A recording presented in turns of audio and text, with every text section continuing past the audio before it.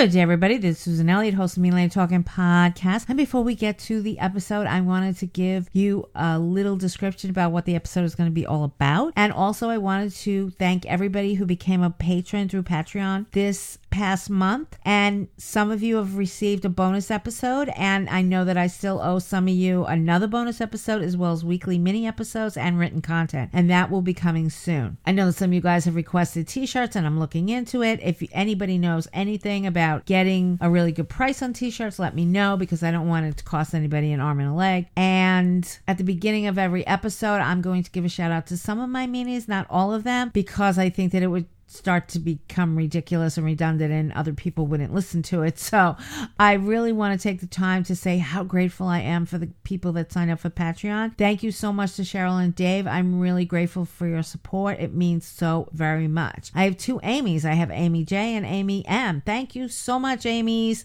I appreciate the Amy's as meanies. That is terrific. I want to shout out to Anne-Marie, Jane, Kathy, and Linda. Kathy was the first Patreon patron, and I really appreciate it. Thank you so much, Kathy. You started the ball rolling, and I appreciate it. Linda had trouble getting to the Patreon account from meanladytalking.com. I don't know if anybody else has had that problem, but if it does, just go to Patreon, www.patreon.com, and either just go there and put in Mean Lady Talking in the search, or / Mean Lady Talking. But you should be able to go right to the website, meanladytalking.com, and click on Become a Meanie and become a meanie. The more meanies, the merrier. Anyway, this episode is important. It covers 3 different things. It covers breakup, violence, obsession, and being replaced by the ex on social media, and they kind of all weave together. A few episodes ago, I mentioned Nina Reiser. She's not mentioned on this episode because I'm doing a separate episode on people that get murdered after a breakup. And she got murdered during child care exchange. And I know that you guys know that I say all the time, don't go into the other one's house to exchange children. They got into an argument.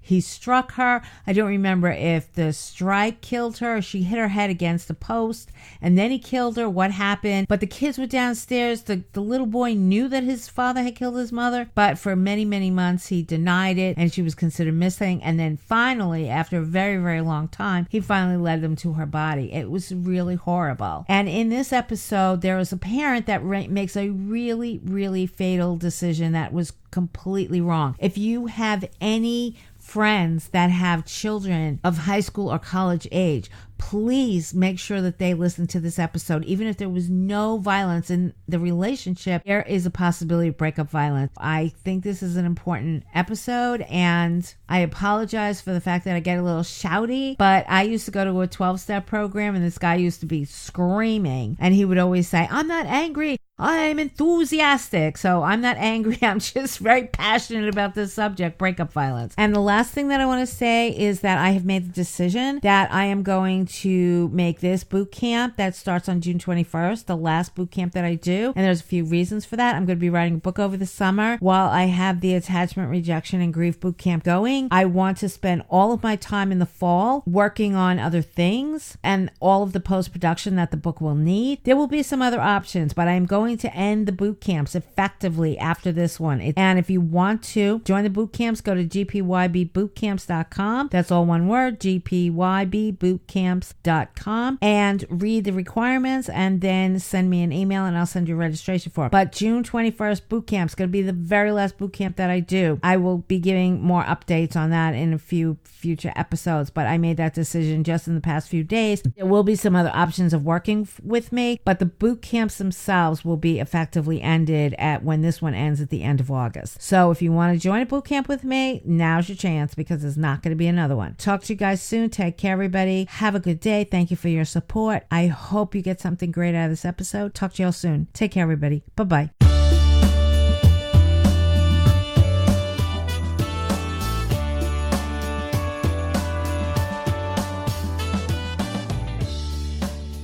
Welcome to the Mean Lady Talking Podcast, the tough-talking, advice-giving show by the not really mean lady, Susan J. Elliott.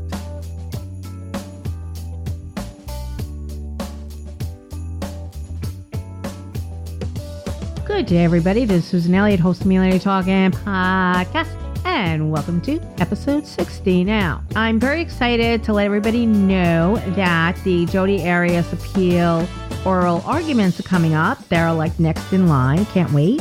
I have gone through all of the briefs and I have made a copious notes. I mean, they go on and on and on and on. I have a 3-inch, 3-ring binder that I put in her appeal brief, the state's reply, and then her reply answer to the state's reply. And even though a lot of my breakup listeners might not be interested in true crime, this has a lot to do with breakup, obsession, stalking. People know that I've done a podcast on male stalking because I think that there was a lot of misinformation that was disseminated at the Jodi Arias trial by Alice LaViolette, who was one of her defense witnesses. A lot of what she said was complete hogwash. There are also people who support Jodi Arias saying that she was a domestic violence victim. And if she was a domestic violence victim, I'm the Queen of England, and I would appreciate if all the people that live in Buckingham Palace right now could move out so I could move in. There's another site that is Jodi is innocent, something like that. First of all, innocent is not the same as not guilty. If you're innocent of a crime, it means you had nothing to do with it. You were nowhere near there. There was a case of mistaken identity or something happened. In a criminal trial, you have to be found not guilty. That's not the same as innocent. Even if you're found not guilty, it doesn't mean you're innocent. It means that they did not prove beyond a reasonable doubt that this is what you did. Jodi Arias killed Travis Alexander. There's absolutely no mistake about that. She killed him. She killed him in cold blood. There was no self-defense because even in self-defense, you have a duty to retreat at a certain point when the danger is gone. And there's no way, according to her, she shot him in the face first. Then she stabbed him 27 times, once in the back of the head. So people who support her say that he was still grabbing at her. How was he grabbing at her from the back of his head? He was wet and he was naked, and he was either shot or stabbed a bunch of times. At some point, he was mortally wounded, and she continued to kill him. And she not only did all of that to him, but then she dragged his body into the shower and left him there. Now, if you're fighting for your life in self-defense, you don't kill somebody and then drag them to the shower and leave them there and then take off. She also drove to Utah where she started canoodling with another guy. Somebody who's been so traumatized because somebody was trying to abuse them and they wound up killing them does none of those things. None of those things. She tried to clean up the aftermath of the crime and she was unsuccessful. She was so stupid that she threw the camera in the washing machine. Why she threw the camera in the washing machine is beyond me. The only thing, and I've tried to think about this ever since I watched the trial, which I watched the trial several times all the way through. And most people who support Jodi Arias are people that you could tell by talking to them, they've never watched the whole trial all the way through. I've watched her testimony multiple times. I've watched most of the trial multiple times. I have fast forwarded through some of Kurt Nurmi's stuff because he just drives me absolutely crazy, not only with how slow that he talked, but his mispronunciation of words. He pronounced hyperbole, and he did it a bunch of times and it made me absolutely nuts. Anyway, even legally, her defense of self-defense doesn't wash. It just doesn't wash. And even if she got a new trial, there's just no way that self-defense. She's not a domestic violence victim, and I really am angry that she tried to hijack that, even after the jury found her guilty. When they found her guilty, they're basically saying, we don't believe your abuse claims. We just don't believe it. And even after that, she did her elocution at sentencing with these dumb Survivor t-shirts that she was going to hold up and donate the proceeds to domestic violence. We don't want your tainted money, Jodi Arias. The jury didn't believe that you were a domestic violence victim. Stuff it. Stuff those shirts. Anyway, I also am going to be talking about the Emma Walker stalking. But there was another case in Massachusetts, in Wayland, Massachusetts, and I know that town well. I worked for a long time with somebody who was from that town. I worked on the 495 Tech Corridor for a long time. Lauren Asley was killed by her boyfriend, and 48 Hours did a a show on it, and they called it breakup violence, and they said it's a growing trend. It's not a growing trend. It's been around forever. Just people are starting to come to realize it. I hate when journalists get it wrong. It's not a growing trend. It's something that has been around a long time. I just did a podcast a little while ago on this obsessiveness. Obsessiveness is something that will lead to violence in a relationship. This whole, let me see your phone. If you're in a relationship with somebody who's obsessed about where you are, has to keep in touch with you all the time, doesn't let you go off the radar, we all should go off the radar, and women especially should go off the radar. I have an article called Women Being Unavailable versus Playing a Game, and I will link it in the show notes. I will also link the podcast that I did recently on signs of abusive relationship. And let me see your phone is a growing issue. Obsession is a growing issue. And I don't mean growing like it's a trend like 48 Hours said. These are not trends. These are old as the moon. Except I think that social media exacerbates the problem. It absolutely exacerbates the problem. I wrote an article for Psychology Today, and it was called Replaced by the Ex in a Very Public Way. And one of the things is that social media adds to knowing that the ex has moved on, and it also allows your ex to see that you moved on. If you're the one who broke up the relationship, it really can be dangerous sometimes. Even if there was absolutely no hint of abuse in the relationship, it can be dangerous, both for males and females, if you start letting people know, either gloating about the relationship or being very public about moving on. When I did the male stalking podcast and article, and I'll put a link to that in the show notes as well, men have a tendency to not realize that an obsessive stalkerish girlfriend can murder you. And please learn from Travis Alexander and Ryan Poston that they can. And like I said, Ryan Poston was armed to the teeth and was killed with his own gun by an obsessive ex-girlfriend. It happens, guys. It happens.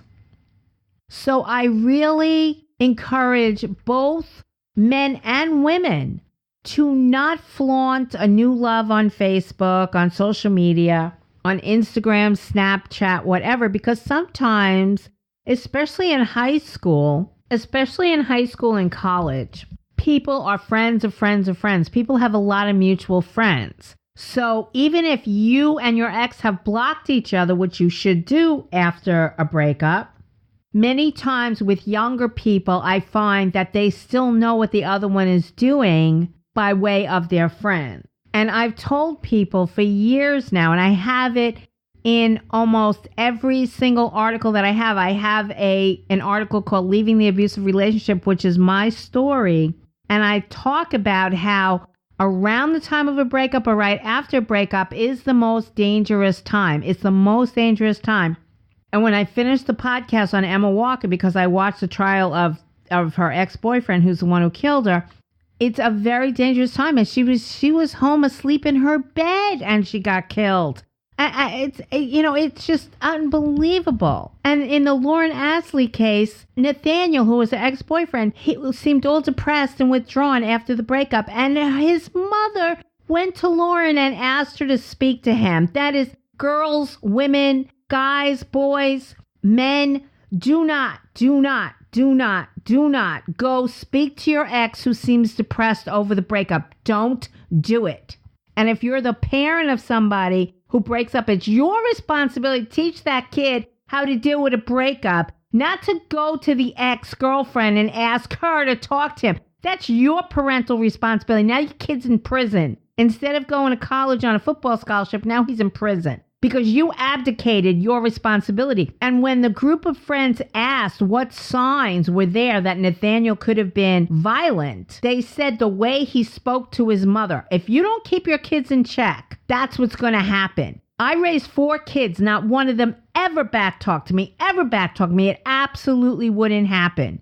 But if you have a kid who's out of control and now he's depressed over a breakup, you don't tell his ex-girlfriend. And I had this. Now, this is why I say it's not a growing trend. Breakup violence is not a growing trend. It's one that's been around forever. I had a friend in high school. She went out with this guy, 4 years of high school. There was abuse in the relationship. There was absolutely no doubt. He had no problem abusing her in front of other people. When they finally broke up after high school, his mother called me and asked me what was wrong with her. What was wrong with her? It was like she'd had enough. She'd had absolute enough. And the mother had coddled him to death. But yeah, his mother called me and said, what's wrong with her? And I know that she called the girlfriend as well. It's your responsibility to take care of your kids that are having difficulty with a breakup, not somebody else's, and definitely not the ex-boyfriend or girlfriend. Don't abdicate your responsibility. If you can't control your kids, that's your problem. Don't make it somebody else's problem. But anyway, social media makes it worse, makes it absolutely worse. So even if you have broken up with somebody and you feel good about it and you've gone on to another relationship, whatever, just try to tone it down or only show the posts about that to a certain group of friends and try to make sure that that group doesn't involve mutual friends. You don't want to be slammed by your ex's social media post. Many times, the cure to that is to detox from social media as hard as it is, and the younger you are, the harder it's going to be, but you have to do it. And you have to block the ex and any mutual friends. And if you can't do that, then it's time to get off social media altogether. But when you're obsessed with the ex, most of your sentences, either out loud or in your mind, begin with, how could he? Why did she? When will they? Who were they with? What are they doing? Where are they going? It almost never starts with me. What am I doing? Where am I going? What should I be focused on? The focus is almost totally on the ex and the ex's new partner if there's one. Listen to the questions in your mind. Listen to the questions in your children's mind. Where is the main focus? If it's the ex and the ex's new partner, it's the wrong place. And I don't know how many times I have to say this in the Facebook group. It's in the guidelines. Go there and read it. If your ex took up with somebody, they're not the new whore. They're not the new slut. They're not the tramp. Don't use those words. Those are misogynistic words no matter who is saying them. My ex started sleeping with a coworker while we were still together. I never once called her any of those names. Not once, not ever. You know why? Because I'm not a misogynist. I don't call other women names like that. I don't do it. Not even the woman that was sleeping with my husband. I don't do it. And that woman doesn't owe you anything. And the reason why I'm directing this at women is because I never hear men do this. I never hear men say, oh, you know, her new bozo or her new asshole or whatever. I never hear that from guys. Never. They'll say the new guy or whatever, but I've never heard a guy really slam the new guy, you know, with all these disgusting names like women do. Don't do it, ladies. Don't do it. And that other woman owes you absolutely nothing. It's your ex that either owes you something or has the right to move on. But no matter what it is, you have no right to call another woman those names. Those are misogynistic names. They're harmful to all women, including yourself, when they come out of your mouth. Don't say them. But you need to get focused on you and stop being other-oriented. And if social media makes that worse, you have to get off of social media. You have to take responsibility for the fact that the very thoughts that you're being plagued with are the ones that you put inside your own damn head. And as I say in Getting Past Your Breakup, does it hurt when you do that? Well, don't do that. You need to make a decision to stop. You need to make a decision to have self-restraint when visions of your ex and the new partner start rolling around inside your head. You need to turn your attention to you and stop wallowing in thoughts of them. Like I said in the video, when the person you love doesn't love you, I'll put that in the show notes. A lot's going in these show notes. When you're thinking about them, that's 3 people thinking about them and nobody thinking about you. You have a duty and a responsibility to you to do the thinking for you, not somebody else. Your ex is focusing on getting their lives back together. Your ex is focused on building a new life with a new person. And what are you doing? You're watching them build it brick by miserable brick. It's not good. It's not healthy. And you need to move on. Whether you're a woman of 40, a guy of 17, a woman of 25, whether you've been involved with women, whether you've been involved with men, whether you're in opposite sex relationships, same sex relationships, who knows what relationships, no matter what, it applies to absolutely everyone. Get your head back into your own life. Don't wonder, is this really a rebound or are they really in love? What are they thinking? What are they doing? It doesn't matter. It doesn't matter. It doesn't matter. And it's none of your business. What they're doing doesn't change anything about you or who you are today. When you've been replaced, especially on social media in a very public way, and I can tell you that the boyfriend that I had, the homicidal ex-boyfriend, I talked about this a few podcasts ago, when he got drunk and was making out with Bridget on the beach, I heard about that within like a half an hour of it happening. So we didn't need social media. We had people running into your house going, guess what's going on? It's hard and it hurts, but everyone is replaced at some point. But it's not a good idea to watch your replacement stroll off into the sunset with your old partner. There's no good reason to pay the price of admission to their fairy tale. Go see something or someone else. Get over it. Get over your relationship. That's what you need to be doing. People are wondering, does my ex miss me? And what if I said, no, they don't. They don't miss you. They don't miss you at all. You don't like that answer? Why? Why? What would be good if they were missing you? What exactly would that gain you if they were missing you? Nothing. Because I've told people 3 years after I broke up my marriage and a year after my ex had gotten married to someone else, he called me up at work out of the blue, something he'd never done before. I'd been working there 3 years. He had never once called me on the phone. Never once. He calls me up out of the blue. I thought somebody died. I was like, what the hell? And he started with small talk, and I'm just like frozen in my seat in my office. I'm like, what is going on? And he says, I miss you. This is a man who just got married to the woman that he cheated on me with, the third woman he cheated on me with. And he says, I miss you. And he says it in this lovey-dovey way. Lovey-dovey way. Ba, ba, ba, ba, ba. And I looked at the phone like it was made out of molten lava. Like I just wanted to fling it across the room. Like this was a nightmare that I needed to wake up from. And I'm just looking at the phone receiver like, what? What? What are you talking about? And I said nothing, which is not what he was used to, because I used to play along with this silly shit. And I no longer did. Only it had been a while since he tried the silly shit, so he wasn't quite sure what I was going to do. But he says to me, I miss you. And I'm thinking, you just got married to someone else. What the hell are you talking about? And I said nothing, not a word, not a goose egg, nothing. And he said to me, you could say you miss me too. That's it.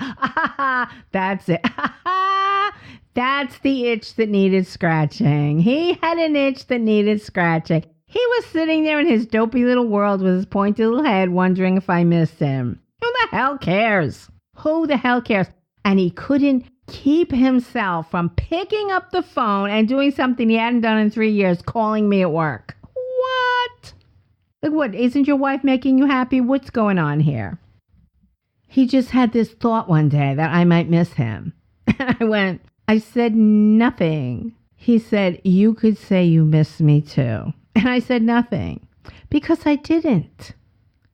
And I said to him, but I don't. And I tried to say it as nice as possible, but there's really no nice way of saying it. I wasn't saying it to be vengeful. I wasn't saying it to be sarcastic. I wasn't saying it to be, ha, ha, ha, I don't miss you, you dumb bastard. But the truth was I didn't miss him. And I had no idea why he was calling me to tell me this, to share these stupid feelings with me. Who cares? Keep it to yourself. I said, but I don't. And he slammed down the phone. So there you go. And I never got one of those calls again. But if your ex is missing you, they're not acting on it. They're not calling you up. They're content to let it pass. They're just sitting there going, maybe I miss them, but, whatever. So it doesn't matter if they're sitting home pining away for you or they're frolicking on a Caribbean beach with the new love. It doesn't matter. Missing you is worth nothing. Nothing. Zero. Nada. Goose egg. Nothing. Nothing. Nothing. The $2 bazillion question is, why don't you miss you? Where is your life? Where has it gone? Why don't you miss you in your life? Why aren't you out building a life? Forget about anyone else missing you. You need to miss you. You have to stop torturing yourself because you don't know if the life that they're building, that you're seeing on Facebook and Instagram and here and there, is real. Don't compare your insides to other people's outsides. People put all kinds of crap on social media that's not true. I call them fake book lives, and I've talked about it before because I know so many people, when I look at their happy family photos on Facebook, I'm thinking, first of all, I know that you've got no control over that kid that you're showing how adorable they are. I know you're fighting every other day with that husband or wife that you're showing how magnificent the two of you are together. Nobody puts that shit on Facebook or Instagram or anywhere else. They don't put it on there. They construct these lives that they want you to think that everything's just okie dokie. The only thing you really know is that looking at those photos, whether it's fantasy or not, is making you nuts. It's happy apples versus miserable oranges, and the comparison doesn't work. If you're looking at someone else's fake book life and thinking, oh, woe is me, you're in the absolute wrong calculation. Get out of it.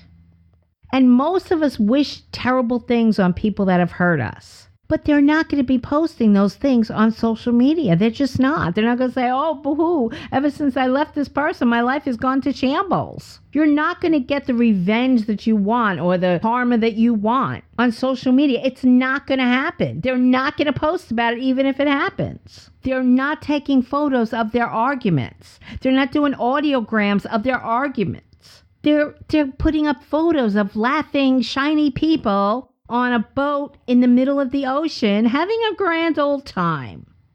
And every time you see it, a little bit of you dies inside. Because you're not on the boat. You're not happy smiling with everybody else. If your ex is treating the new person badly, you're not going to see that on Facebook. Nobody's going to put that on Facebook. You're not going to see the fights. You're not going to see the disagreements. You're not going to see the pet peeves. You're not going to see the day somebody threw water at the other person and stomped out. You're not going to see any of that stuff. They don't put that on social media. They don't put their doubts, their fears, their pressures, oh my God, did I make a mistake? They're not going to put that on social media, so stop looking for it. Repeat after me. Right now, stop what you're doing, stop what you're thinking, stop what you're saying, and repeat after me. I will stop comparing my insides to everyone else's outsides. You don't know what's really going on. And you know why you don't need to know what's really going on? Because it doesn't matter. It doesn't matter. It doesn't matter. You have a responsibility to you. You need to take care of you. You need to focus on you. And you need to fulfill your responsibility to yourself to not care about them. You need to take the energy that you're putting into worrying about them into worrying about you. Go to getting back out there. Start working on your standards and compatibility list. Start thinking about what you want in a partner. Stay off of social media. Go through a social media detox. It will do you good no matter who you are. You don't have to be happy for your ex. You don't have to worry about your ex. You don't have to be anything. A person moving on from a relationship so fast hurts. It really does. And when it's done in a public way on social media, it really hurts. Stop taking it so personally. It has nothing to do with you. Some people just can't stand being alone. They just jump from one relationship to another. That's not the healthy thing to be doing. And the person they're with is not healthy either, because healthy people would shy away from somebody who just bounced out of a relationship into their life. So you know straight off the bat that that's not a healthy situation. If you do your grief, if you focus on you, if you stop worrying about them, you'll be much happier in the end. You will beat them out because you will beat them to healthy no matter what. And please remember that breakup violence is very real. If you are a person who's so angry that you got broken up with, go to see a counselor. Leave your ex alone. Leave your ex alone. Breakup violence is not, according to 48 Hours, a growing trend. It's something that's been around a long time. I told the story about the night that my homicidal ex-boyfriend let the dog out and jumped in my car and was arrested that night for attempted murder. It's not new.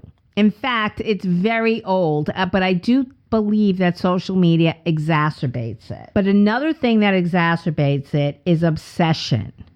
And obsession happens both males and females. And that's why I did my male stalking podcast and articles. And that's why I'm going to do the Emma Walker stalking podcast. But it can be very real. An obsessive ex can be male or female, but there are signs in a relationship. And like I've said, one thing that women do when they're in a relationship and the guy goes to break up with her, she threatens suicide. Guys, you're not responsible for keeping her alive. Most of the time it's manipulation. It's what Jodi Arias did, who killed her boyfriend, Travis Alexander. It's what Shayna Hubers did, who killed her boyfriend, Ryan Poston. It's a ploy. It's manipulation. Don't fall for it. You're not responsible. Even if she goes off and kills herself, it's not your fault. You have no duty to keep her alive. She has a duty to keep herself alive, not you. You are entitled to walk away from a relationship that doesn't work. It doesn't matter. No matter who you are, if an ex is threatening suicide because you're going to break up with them, call 911, tell them about the suicidal threat, and then get away from this person. Because guys threaten suicide, women threaten suicide, but you really need to not feel responsible. First of all, it's usually a threat. It's usually just for manipulation. And you sticking around isn't going to do either one of you any good. Just detach from that. Leave it alone. The other thing is, if somebody is so possessive that they need to know where you are 24 hours a day, that's a bad relationship. Don't do it. Everybody not only should unplug a few hours each day, but should have time to themselves where nobody in the world knows where they are, what they're doing. That's a healthy life. A healthy life has self-discipline, and self-discipline involves unplugging for a certain amount of time each and every day. I do it for a few hours in the morning and a few hours at night. There are sometimes nobody can reach me. Sometimes I put my phone on airplane mode for an entire weekend. I don't want to be at everybody's beck and call. A self-disciplined life is about, I'm taking this time for me and nobody has the right to know where I am, including your mate. If you have a good and healthy relationship, you trust each other and you can disappear off the face of the earth for a few hours at a time. And if somebody doesn't let you do that, that's not healthy. You either need to get them to do it or you need to end the relationship. So in a relationship, there are signs that it's unhealthy and it's obsessive. And you need to make sure that if any of those signs are there, you get out. And if you get out, the most dangerous time, even if somebody has never shown any kind of violence towards you, the most dangerous time is when you break up and right after you break up. It's a dangerous, dangerous time for both men and women. If your ex comes knocking, don't let them in. And if they say, if you don't let me in, I'm going to go home and kill myself, fine, go kill yourself. You have no duty to let them in. Don't do it. So when I go through the Jodi Arias appeal briefs and I do the podcast on it, I'm going to mention some of the Shayna Hubers stuff, and I'm also going to mention some of the other things. But it is going to be a podcast that is going to be for both true crime people and breakup people, because there's a lot of relationship dynamics that people need to know about that went on in that crazy relationship. But Travis Alexander paid for it, the craziness, with his life. And that's a high price to pay. And Jodi Arias was not a domestic violence victim. And I'll go through that more than I have before. But it's one of those things where he didn't think that he could really stop speaking to her because she would threaten that she was going to kill herself. You know, same thing with Shayna Hubers and Ryan Poston. And now both Travis Alexander and Ryan Poston are dead. All because they were being too good a guy by trying to have a soft heart towards somebody who was really upset over the breakup. Let them deal with the breakup by themselves. If you're that upset over a breakup, you need to see a counselor. You need to see a support group. You don't need to see your ex. That's not it. And if being replaced by the ex on social media is really getting to you, get off social media. And if you can't get off social media, then don't compare your insides to other people's outsides. You're going to lose every single time. That's it. This is Susan Elliott, host of Mean Lady Talking Podcast. Please go to the website. Please support the website through Patreon, become a meanie, and send me your cards and let us see what else you would like to hear. Talk to you guys soon. Take care, everybody. This is Susan Elliott, host of the Mean Lady Talking Podcast. Bye-bye.